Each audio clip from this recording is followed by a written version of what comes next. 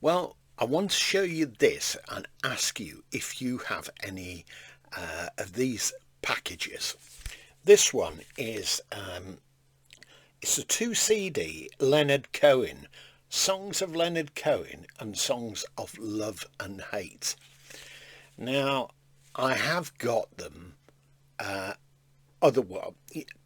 elsewhere. I've got them in a CD box set, and I've got them as individual CDs. Can't remember how I ended up with these, but they were done. A whole slew of different artists.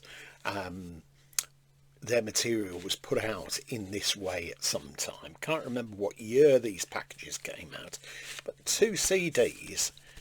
But they're just on they're just put in there. They're not even, well, they're on a slight lug on there, but no, nothing to protect them or anything like that. But it was really a budget price. Sony BMG put them out, and I've not got actual year for the release of, it says 2007 for this package. Songs of Leonard Cohen and songs of love and hate.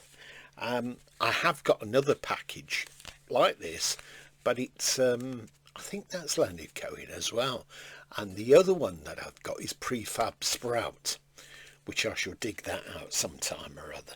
But it must have been some kind of marketing ploy to get people interested. The first time I ever heard this album, Leonard Cohen, was in 1968. It was at a girlfriend's house, and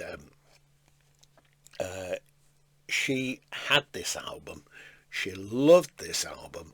I wasn't so keen on then. My mind was a bit closed to it. I remember her name. Unfortunately, she's no longer with us. Sally Brockhouse, and she loved this album. So when I think of this album, I think of her.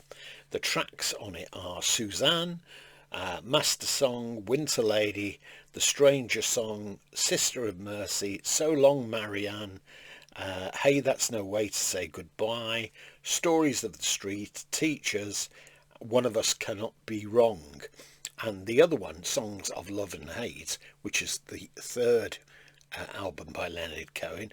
That's got Avalanche on, Last Year's Man, Dress Rehearsal, Rag, Diamonds in the Mine, which he played at a concert I was at in 1975. More on that in a minute.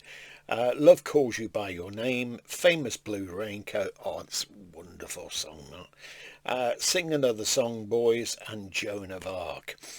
In 1975, he was appearing at the Town Hall, Birmingham, and I actually had a ticket downstairs to see him. And anyway, bit of a long-winded story. I ended up bumping into some of the roadies on this tour and discussing Leonard with them, and they gave me an opportunity to come backstage in the interval at Birmingham Town Hall and interview Leonard Cohen. And it was a wonderful, I can tell you, it was a wonderful experience. And anyone that says this nonsense about grocer of death and that couldn't be further from the truth. Got an excellent sense of humour. And I discussed with him So Long Marianne. Well, at that point, my mother was dying of cancer. So I discussed the song with him, and she had the same name. And he said, "Oh, is she with you?" And I said, "Well, unfortunately not, because she's seriously ill in the latter stages with cancer." And anyway, we spoke at length actually on that, about my mother, and also the fact that she loved this song, and had she not been so sick, she would have been at that concert, because I would have got her a ticket. Anyway, longish conversation. He went on, second half, went up to the microphone and he said, this song is dedicated to the mother of a very good friend of his.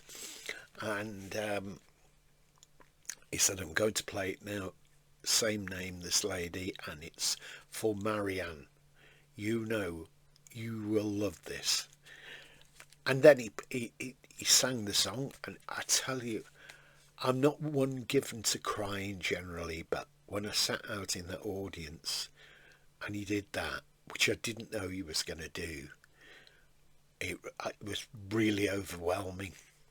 Anyway, that's the 2 CD, and let me know if you've got any in this sort of format, etc., of whatever artists. I don't know how many they put out. I can only tell you the ones that I know that I've got anyway. But they should have a little bit more protection on than that. And I've come to love that first album, and all the albums of Leonard Cohen. And that's the other thing, is I took my own vinyl LPs and he signed all of them. This was on the I forgot what the album was called now, the Ladies album, and Death of a Ladies Man, that's it, sorry. So he signed all the albums for me, personally to me.